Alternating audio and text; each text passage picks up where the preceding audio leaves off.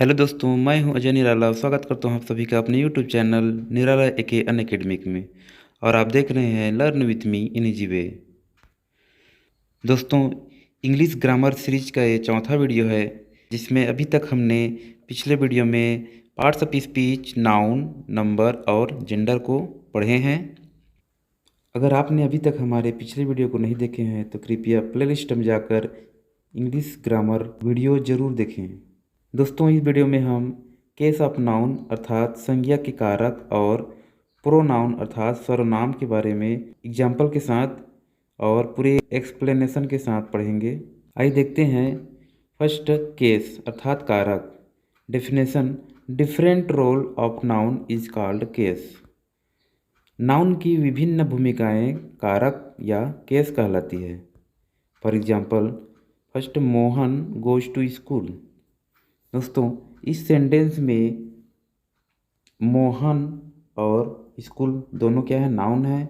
और यहाँ नाउन के दो विभिन्न भूमिकाएं हैं। यहाँ मोहन सब्जेक्ट और स्कूल क्या है, ऑब्जेक्ट है। इस तरह से यदि नाउन सब्जेक्ट रूप में है तो हम बोलेंगे उसको नॉमिनेटिव केस अर्थात कर्ता कारक, और अगर नाउन ऑब्जेक्ट के रूप में है तो हम बोलेंगे उसको ऑब्जेक्टिव केस अर्थात कर्म कारक। इसी तरह रामूज बलून इज़ वेरी ब्यूटीफुल। इस सेंटेंस में रामू संबंध कारक अर्थात पॉजिटिव केस के रूप में प्रयुक्त हुआ है। थर्ड है राहुल सिट डाउन। इस तरह से थर्ड सेंटेंस में नाउन क्या है, संबोधन कारक अर्थात वोकेटिव केस के रूप में प्रयुक्त हुए हैं। दोस्तों, इन सभी सेंटेंस में नाउन का अलग अलग रोल हैं। इस तरह से हम नाउन की विभिन्न भूमिकाएं को हम क्या बोलेंगे, कारक बोलेंगे। नाउन के चार कारक हैं। फर्स्ट, नॉमिनेटिव केस अर्थात कर्ता कारक। For example, Mohan goes to school. इस सेंटेंस में मोहन सब्जेक्ट रूप में है। इस तरह से यह हो जाएगा नॉमिनेटिव केस अर्थात कर्ता कारक। सेकेंड है ऑब्जेक्टिव केस अर्थात कर्म कारक। For example, he went to market. इस सेंटेंस में मार्केट क्या है, ऑब्जेक्टिव है। इस तरह से ये हो जाएगा ऑब्जेक्टिव केस, कर्म कारक। थर्ड है पॉजिटिव केस अर्थात संबंध कारक। He is गोपाल्स father. इस तरह से यहाँ गोपाल का संबंध बताया जा रहा है। इस सेंटेंस में इस तरह से इसको हम बोलेंगे संबंध कारक या positive case. Fourth, vocative case अर्थात संबोधन कारक। Mohan come here. दोस्तों, इस सेंटेंस में मोहन क्या है, वोकेटिव केस अर्थात संबोधन कारक के रूप में प्रयुक्त हुए हैं। इस तरह से हम इनको बोलेंगे संबोधन या वोकेटिव केस। दोस्तों, इस तरह से नाउन के चार कारक हैं, nominative case, objective case, positive case and vocative case. इस तरह से आइए डिटेल से देखते हैं। नॉमिनेटिव केस अर्थात कर्ता कारक। A noun used as the subject of verb is called nominative case. Verb के कर्ता के रूप में प्रयुक्त होने वाले नाउन नॉमिनेटिव केस कहलाता है। अर्थात for example, Mukesh plays football and Reena is playing with her doll. इस सेंटेंस में दोस्तों मुकेश और रीना दोनों क्या हैं, सब्जेक्ट रूप में ही। इस तरह से हम वर्ब के सब्जेक्ट रूप में प्रयुक्त होने वाले नाउन को हम क्या बोलेंगे, नॉमिनेटिव केस। सेकेंड है ऑब्जेक्टिव केस अर्थात कर्म कारक। A noun used as the object of verb is called the objective case. Verb के ऑब्जेक्ट के रूप में उपयोग होने वाला नाउन ऑब्जेक्टिव केस कहलाता है। For example, I have a pen. Second है रमेश इज रीडिंग स्टोरी। दोस्तों, इस एग्जाम्पल में पेन और स्टोरी दोनों क्या हैं, ऑब्जेक्टिव हैं। इस तरह से ऑब्जेक्ट रूप में प्रयुक्त होने वाले नाउन को हम बोलेंगे ऑब्जेक्टिव केस अर्थात कर्म कारक।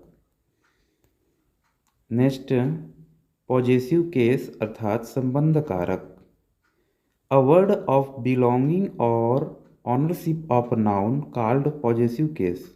अर्थात एक नाउन का दूसरे नाउन से संबंध या स्वामित्व दर्शाने वाला शब्द पॉजेसिव केस कहलाता है। For example, I like Tarun's bicycle. Second है Mohan's kite is more beautiful. दोस्तों इस सेंटेंस में नाउन क्या है? अपने संबंध या स्वामित्व को दर्शाता है। इस तरह से मोहन क्या है? अपने संबंध या स्वामित्व को व्यक्त करता है। इस तरह से नाउन को हम क्या बोलेंगे? पॉजेसिव केस अर्थात संबंध कारक के रूप में पहचानते हैं। फोर्थ है वोकेटिव केस अर्थात संबोधन कारक। The case of the noun being addressed is vocative अर्थात संबोधन किए जाने वाले नाउन वोकेटिव केस होता है। For example, Rohan well done, my teacher I will never forget you. इस एग्जाम्पल में रोहन और माई टीचर दोनों क्या है? संबोधन कारक के रूप में व्यक्त है। यहाँ संबोधन किया जा रहा है। नाउन जब संबोधन के लिए प्रयुक्त हो तो हम उसको बोलेंगे वोकेटिव केस अर्थात संबोधन कारक। दोस्तों इस तरह से हमने केस ऑफ नाउन अर्थात संज्ञा के कारक जो कि 4 प्रकार के हैं तो हमने एग्जाम्पल के माध्यम से देखे। आइए पढ़ते हैं प्रोनाउन अर्थात सर्वनाम। Pronoun are the words that take place of noun. Noun की जगह प्रयोग किया जाने वाला शब्द प्रोनाउन कहलाता है। For example, Rohan is my brother, he loves playing.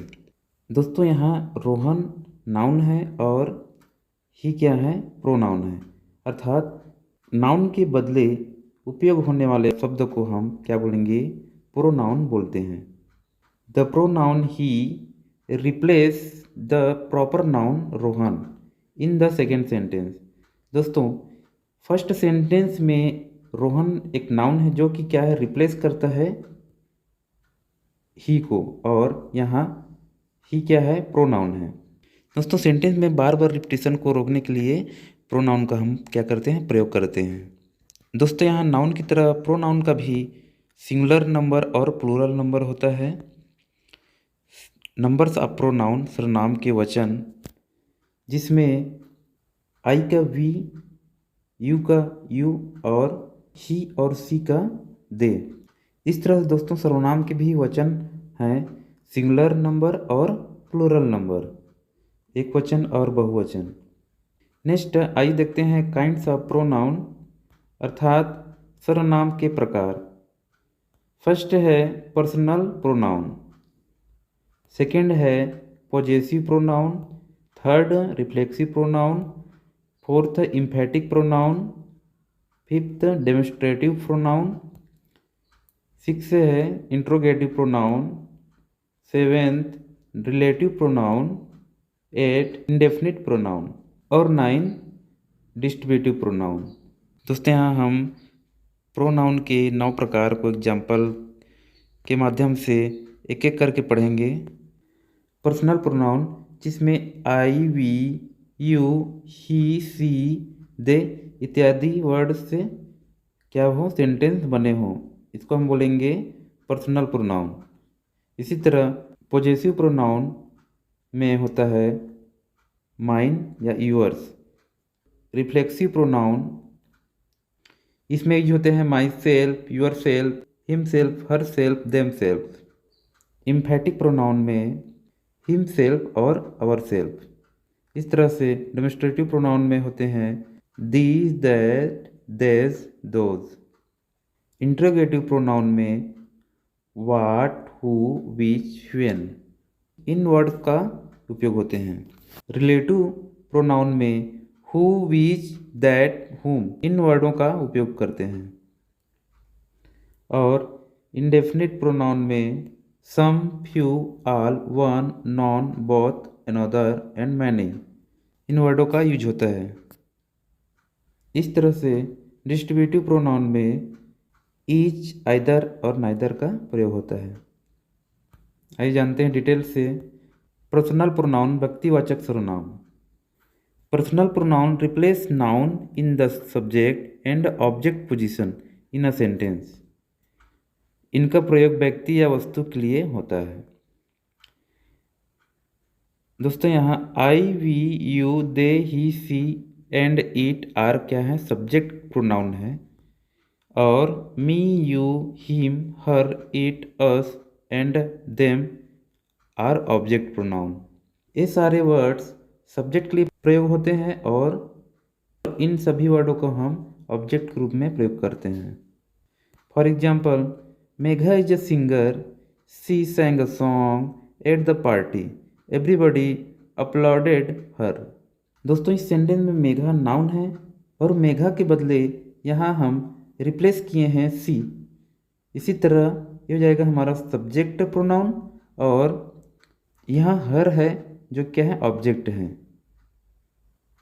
इस तरह से पर्सनल प्रोनाउन में सब्जेक्ट और ऑब्जेक्ट के रूप में क्या होते हैं, प्रयुक्त होते हैं। Next example, here is a book, it has pictures in it. इसमें भी इट और यहाँ क्या है, दोनों सब्जेक्ट एंड ऑब्जेक्ट रूप में प्रयुक्त हुए हैं। नेक्स्ट है काइंड्स ऑफ पर्सनल प्रोनाउन, व्यक्तिवाचक सर्वनाम के प्रकार, जिसमें पर्सनल प्रोनाउन के 3 पर्सन होते हैं। फर्स्ट है फर्स्ट पर्सन, प्रथम पुरुष।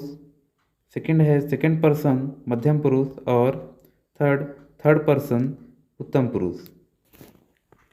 It refer to the person speaking, अर्थात जो बोल रहा हो। इस तरह से I, we, me, us, mine and ours, ये सभी फर्स्ट पर्सन या प्रथम पुरुष कहलाते हैं। सेकंड पर्सन अर्थात मध्यम पुरुष, it refer to the person spoken to, अर्थात जिसको हम बोल रहे हों, जैसे कि you and your. Third person उत्तम पुरुष, it refer to the person spoken of, जिसके बारे में हम बोल रहे हों, अर्थात third person he, she, him, her, hers, they, them, theirs and it. ये सभी वर्ड उत्तम पुरुष कहलाएंगे या थर्ड पर्सन कहलाएंगे। पॉजेसिव प्रोनाउन, स्वत्वबोधक सर्वनाम। Possessive pronoun are used in place of noun to show possessions, अर्थात जहाँ अधिकार या स्वामित्व का बोध हो। For example, this pen is mine, यह पेन मेरा है। दोस्तों, यहाँ इस सेंटेंस में माइन वर्ड क्या है, पॉजेसिव प्रोनाउन है, जो कि क्या है, अधिकार या अपना स्वामित्व का बोध कराता है। Second, those books are yours, वो किताबें तुम्हारे हैं। इसमें यूअर्स वर्ड है जो क्या है, स्वामित्व या अधिकार का बोध हो रहा है। रिफ्लेक्सिव प्रोनाउन, निजवाचक सर्वनाम। Reflexive pronoun refer to the subject and are always place in the object position. Myself, yourself, himself, herself, themself, ये सारे वर्ड्स रिफ्लेक्सिव प्रोनाउन के अंतर्गत आते हैं, अर्थात कर्ता के द्वारा स्वयं कार्य करने का बोध हो। For example, he hurt himself, उसने स्वयं को चोट पहुंचाया। सेकेंड है दे इंजॉय देम सेल्फ्स, वे खुद का आनंद लेते हैं। I cook food my self, मैं भोजन स्वयं पकाता हूँ। इस तरह से इन तीनों सेंटेंस में स्वयं के द्वारा कार्य करने का बोध हो रहा है। इस तरह से हो जाएंगे ये निजवाचक सर्वनाम या रिफ्लेक्सिव प्रोनाउन। आइए यहाँ देखते हैं different form of personal, possessive and reflexive pronoun. यहाँ पर्सनल, पॉजेसिव और रिफ्लेक्सिव के अलग अलग फॉर्म्स हैं। यहाँ हो जाएंगे आई का मी से माइन, माई से माई सेल्फ। इसी तरह यू से यू से योर्स और योर से योर सेल्फ। ही से हिम से हीज और हिज से हो जाएंगे हिमसेल्फ। दोस्तों, इस चार्ट के माध्यम से हम पर्सनल प्रोनाउन, पॉजेसिव और रिफ्लेक्सिव के डिफरेंट फॉर्म्स को हम आसानी से समझ सकते हैं। इम्फेटिक प्रोनाउन, जोर देकर, provide emphasis to the noun और प्रोनाउंस दे रिफर टू, अर्थात कर्ता द्वारा स्वयं कार्य करने पर बल देने का बोध हो। For example, he himself went there, वह स्वयं वहाँ गया। We ourselves served the guest, हमने खुद मेहमानों की सेवा की। दोस्तों, इस एग्जाम्पल में हिमसेल्फ और अवरसेल्फ दोनों क्या हैं, प्रोनाउन हैं, जो कि स्वयं के द्वारा कार्य करने का बोध कराता है। नेक्स्ट, डेमोन्स्ट्रेटिव प्रोनाउन, संकेतवाचक सर्वनाम। Demonstrative pronoun are used to point out the object to which they refer, अर्थात किसी व्यक्ति, वस्तु, गुण आदि की ओर संकेत का बोध हो। For example, this is my book, यह मेरा पुस्तक है। दैट इज योर बैग, वह आपका बैग है। देज आर माई फ्रेंड्स, ये मेरे मित्र हैं। दोस्तों, इस सेंटेंस में दीज, दैट, देस और दोस का प्रयोग हुआ है। इस तरह से दीज, दैट, दोस, ये सारे वर्ड्स क्या हैं, हमारे डेमोन्स्ट्रेटिव या संकेतवाचक सर्वनाम हैं, जो कि क्या है, किसी वस्तु की ओर हम क्या कर रहे हैं, संकेत कर रहे हैं कि ये मेरा पुस्तक है, यह आपका बैग है और ये मेरे मित्र हैं। नेक्स्ट, इंट्रोगेटिव प्रोनाउन, अर्थात प्रश्नवाचक सर्वनाम। Interrogative pronounce represent a question, अर्थात जहां प्रश्न पूछने का बोध हो। एग्जाम्पल, हु आर यू, तुम कौन हो। What is your favourite song, आपका पसंदीदा गाना क्या है। वेयर डू यू लिव, तुम कहाँ रहते हो। दोस्तों, इस सेंटेंस में हु, व्हाट एंड वेयर, ये तीनों वर्ड्स इंट्रोगेटिव सेंटेंस हैं। इस तरह से जहाँ प्रश्न पूछने का बोध हो उसको हम प्रश्नवाचक सर्वनाम या इंट्रोगेटिव प्रोनाउन कहते हैं। रिलेटिव प्रोनाउन या संबंधवाचक सर्वनाम। Relative pronoun are used to join two sentence and refer to noun coming before them, अर्थात जहाँ संबंध व्यक्त करने का बोध हो। For example, the book which you gave me is very interesting, वह पुस्तक जो तुमने मुझे दी थी बहुत रुचिकर है। इसी तरह, he is the teacher who taught me, वह शिक्षक हैं जिन्होंने मुझे पढ़ाया है। This is the boy who came late, यह वह लड़का है जो देर से आया। दोस्तों, इस प्रकार रिलेटिव प्रोनाउन में हु, विच, दैट, whom, इन वर्डों का जिससे संबंध व्यक्त करने का बोध हो तो वह संबंधवाचक या रिलेटिव प्रोनाउन कहलाता है। इस एग्जाम्पल में विच, हु एंड यहाँ दोनों क्या है, तीनों वर्ड्स हमारे रिलेटिव प्रोनाउन हैं। Indefinite pronoun, it refers to noun in a general way, अर्थात हम सामान्य रूप से प्रयोग करने वाले जो वर्ड्स हैं वो क्या कहलाते हैं, इंडेफिनिट प्रोनाउन कहलाते हैं। For example, some, few, all, one, none, both, another, many, इन सारे वर्ड्स क्या हैं, इंडेफिनिट प्रोनाउन हैं। For example, both his parents are teachers, उसके माता पिता दोनों शिक्षक हैं। Many childrens are playing in the ground, कई बच्चे मैदान में खेल रहे हैं। Next, distributive pronoun. Distributive pronoun are used when the sentence refers to noun one at a time, अर्थात डिस्ट्रीब्यूटिव मीन्स होता है बांटना, सेंटेंस में केवल एक बार के लिए यूज करते हैं। इस तरह से सेंटेंस में ईच, आइदर और नाइदर का प्रयोग होता है। For example, each student has a pencil, प्रत्येक विद्यार्थियों के पास पेंसिल है। आइदर सीता और गीता विल कम, या तो सीता आएगी या गीता। दोस्तों, इस सेंटेंस में ईच और आइदर क्या हैं, डिस्ट्रीब्यूटिव प्रोनाउन हैं, जो कि क्या है, प्रत्येक विद्यार्थी के लिए ईच का प्रयोग हुआ है और या तो के लिए यहाँ आइदर का प्रयोग हुआ है। इस तरह से ये हो जाएंगे डिस्ट्रीब्यूटिव प्रोनाउन। दोस्तों, इस तरह से हमने इस वीडियो में केस ऑफ नाउन, नाउन के कारक और प्रोनाउन अर्थात सर्वनाम के बारे में डिटेल से पढ़ा और जाना। दोस्तों, आज का वीडियो कैसा लगा कमेंट करके जरूर बताएं और इसी तरह हम इंग्लिश ग्रामर के नेक्स्ट पार्ट के साथ नेक्स्ट वीडियो में मिलते हैं। तब तक के लिए keep learning with me. Thanks for watching. Please like the videos, comment, subscribe and share. Thank you.